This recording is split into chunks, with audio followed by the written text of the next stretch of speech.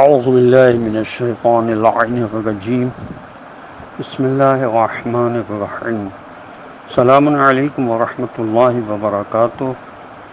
اللہ تبارک و تعالیٰ کا شکر ہے کہ اس نے مجھے یہ توفیق عنایت فرمائی کہ میں کراچی سے تاج العلماء مولانا محمد نقی نجفی علی اللہ مقامہ کا گرانڈ سن علی احمد آپ کی خدمت میں حاضر ہوں۔ سورہ مبارکہ نازعات جو مکی سورہ ہے اور جس کا مطلب ہے روح کھینچنے والے فرشتوں کے ذکر سے شروع ہونے والی صورت، اس کے کچھ فضائل اور خواص بیان کر رہا ہوں جو تفسیر مجموع البیان میں لکھے ہوئے ہیں۔ جناب رسول خدا صلی اللہ علیہ وسلم نے ارشاد فرمایا کہ جو شخص سورہ نازعات کو سمجھ کر پڑھے گا قیامت کے دن اس کو نہ روکا جائے گا اور نہ اس سے حساب لیا جائے گا۔ اس کا حساب بس اتنا مختصر ہوگا کہ جتنی دیر میں ایک فرض نماز پڑھی جاتی ہے اور پھر اسے جنت میں داخل کر دیا جائے گا۔ حضرت امام جعفر صادق علیہ السلام سے روایت ہے کہ جو شخص سورہ نازعات کو پڑھے گا وہ سیراب مرے گا، سیراب رہے گا، یعنی سیراب جنت میں داخل ہوگا۔ یہ تفسیر انوار النجف میں لکھا ہے۔ یہ امام نے سامنے فرمایا کہ جو شخص دشمنوں کو سامنے دیکھ کر یہ سورہ پڑھے گا تو دشمن اس کو نہ دیکھ سکے گا۔ اگر کوئی شخص اپنے دشمن کے پاس جا رہا ہو اور یہ سورت پڑھ لے تو وہ دشمن سے نجات پائے گا اور اللہ کی اجازت سے وہ محفوظ رہے گا۔ یہ تفسیر انوار النجف میں لکھا ہے۔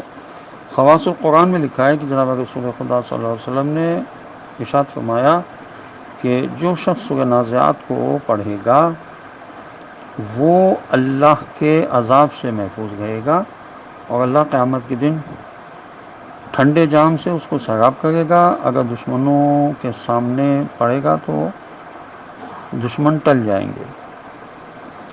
مصباح کفہمی میں، فوائد القرآن میں اور تفسیر انوار النجف میں ہے کہ اگر چشمے سے پانی نکلے تو 3 دن اس چشمے پر یہ سورت 7 دفعہ روزانہ پڑھی جائے تو پانی جاری ہو جائے گا۔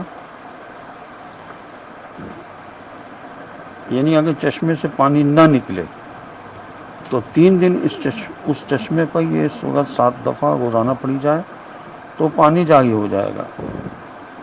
اگر گمشدہ دفینے پر یہ سورت پڑھی جائے تو وہ بإذن خدا معلوم ہو جائے گا۔ اب اس سورت کے پہلے رکوع کی آیات کی تلاوت کا شرف میں حاصل کر رہا ہوں 1 سے لے کر 26 تک۔ اعوذ باللہ من الشیطان اللعین الرجیم،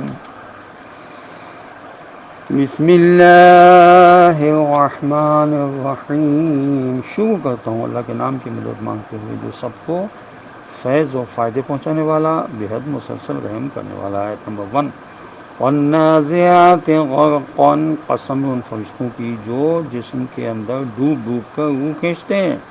آیت نمبر 2، والناشطات نشطا، ترجمہ وہ بھی بڑے آرام، آسانی اور آہستگی سے۔ آیت نمبر 3، والسابحات سبحا، ترجمہ جو ہر جگہ بڑی تیزی سے تیرتے پھرتے ہیں۔ آیت نمبر 4، فالسابقات سبقا، اور قسم ان فرشتوں کی جو خدا کے حکم کو بجا لانے میں دوڑ دوڑ کر ایک دوسرے سے آگے بڑھ جانے والے ہیں۔ آیت نمبر 5، والمدبرات امرا، ترجمہ کائنات کے تمام کاموں کا انتظام بندوبست کرنے والے ہیں۔ یہاں پر سابحات لفظ استعمال ہوا، یہ سبحہ کے مادے سے ہے جس کے معنی پانی یا ہوا میں تیز حرکت کرنے کے ہیں۔ خدا کی بے عیبی کے اعلان کرنے کو تسبیح اس لیے کہتے ہیں کہ تسبیح پڑھنے والا خدا کی طرف تیزی سے آگے بڑھتا ہے۔ اور ناشطات نشطہ سے ہے، اس کے معنی گراں کھولنا اور ہر قسم کی ایسی حرکت جو آسانی سے انجام پائے۔ سابقات سبقت کے مادے سے ہے، یعنی آگے نکل جانا۔ مدبرات تدبیر کے مادے سے ہے، یعنی انجام کے بارے میں سوچنا اور تدبیر کرنا۔ یہ سب مفردات امام راغب میں لکھا ہوا ہے۔ آیت نمبر 6، یوم ترجف الراجفہ، ترجمہ کہ قیامت کے دن کا زبردست زلزلے کا جھٹکا ہلا ہلا کر مار دے گا۔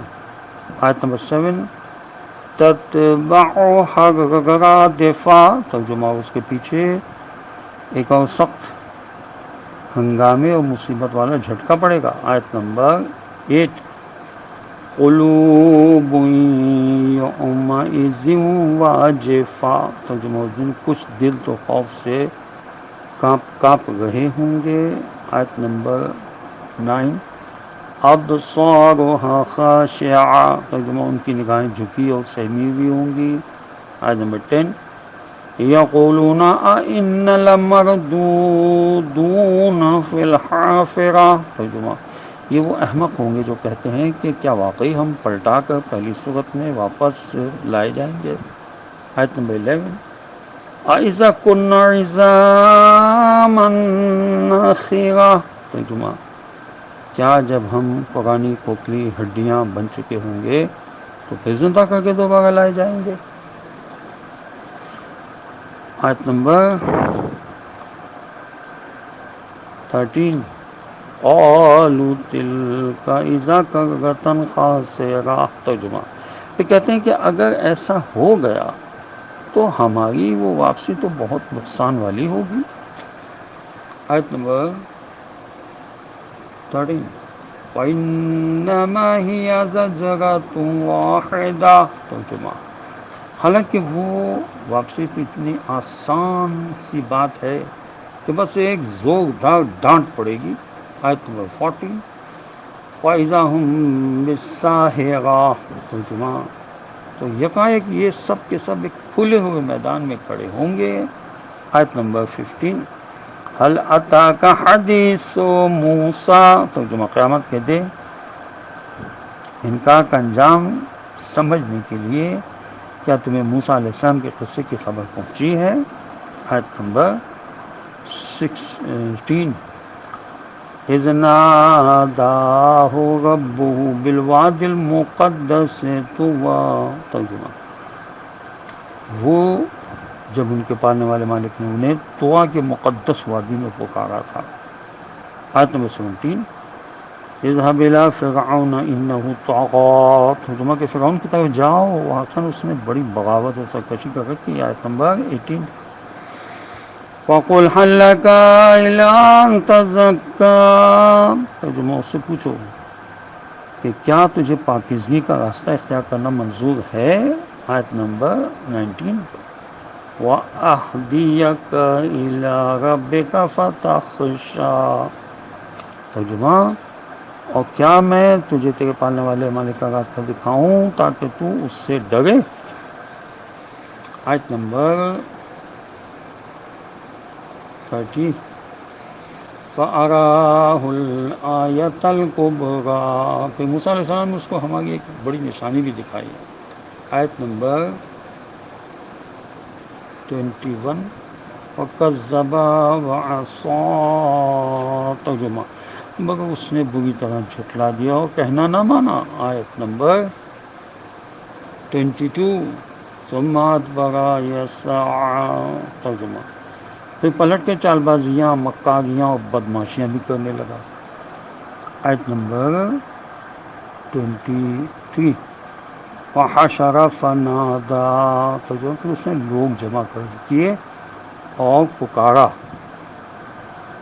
آیت نمبر 24، وَقَالَ أَنَا رَبُّكُمُ الْأَعْلَىٰ، اور بولا کہ میں ہی تمہارا سب سے بڑا پالنے والا مالک ہوں۔ آیت نمبر 25، فَأَخَذَهُ اللَّهُ نَكَالَ الْآخِرَةِ وَالْأُولَىٰ، ترجمہ تو اللہ نے اس سے آخرت و دنیا کی سزا میں بری طرح پکڑ لیا۔ آیت نمبر 26 اس رکوع کی آخری آیت ہے، إِنَّ فِي ذَلِكَ لَعِبْرَةً لِمَن يَخْشَىٰ، ترجمہ حقیقت یہ کہ اس میں بڑا سبق و عبرت ہے ہر اس شخص کے لیے جو اللہ سے یا کم سے کم اپنے برے انجام ہی سے ڈرے۔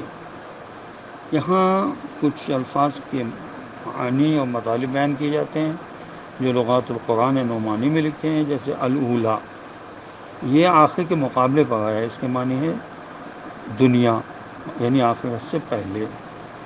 اور حضرت امام محمد باقر علیہ السلام سے روایت ہے کہ فرعون کی ان دونوں باتوں کے درمیان 40 سال کا زمانہ گزرا تھا، یعنی ایک دفعہ اس نے اعلان کیا تھا ما علمت لکم من الہ غیری، کہ میں اپنے علاوہ تمہارا کوئی معبود نہیں سمجھتا، اور اب دوسری دفعہ یہ اعلان کر رہا ہے کہ انا ربکم الاعلی، میں تمہارا سب سے بڑا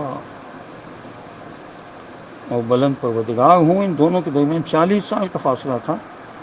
دریائے نیل میں غرقابی دونوں زمانوں کی اکٹھی سزا تھی، یہ کفار مکہ کے لیے باعث عبرت ہے، اور یہ عبرت کا سبق دیا گیا ہے۔ مطلب یہ کہ حضرت موسیٰ علیہ السلام اور فرعون کے واقعات میں بہت سی باتیں سوچنے سمجھنے اور سبق لینے کی ہیں، بشرطے کہ آدمی کے دل میں کچھ خوف و خدا اور آخرت کا احساس ہو۔ یہ شیخ الاسلام عثمانی صاحب نے اپنی تفسیر میں لکھا ہے۔ حضرت موسیٰ علیہ السلام اور فرعون کا واقعہ درمیان میں مثالاً بیان کیا گیا ہے، اس کے بعد پھر وہی قیامت کے آنے و آخرت کا بیان شروع ہو جائے گا۔ ان چند مختصر سطروں میں خداوند عالم نے حضرت موسیٰ علیہ السلام کا تمام واقعے کا خلاصہ، جناب موسیٰ علیہ السلام کے مقاصد، دعوت فکر کی کیفیت، رد عمل کی کیفیت، فرعون کے سازشوں کی کیفیت، اس کے بے بنیاد دعوے اور انجام، سب کچھ بیان فرما دیا۔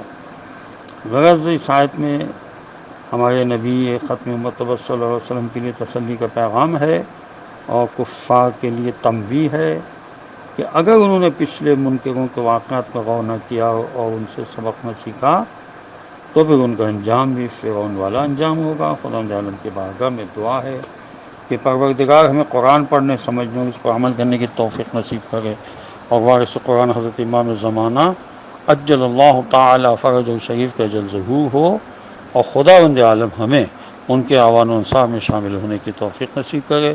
وآخر دعوانا ان الحمد للہ رب العالمین، وصلی اللہ علی محمد وعلی آلہ الطیبین الطاہرین المعصومین المظلومین، والسلام علیکم ورحمۃ اللہ وبرکاتہ۔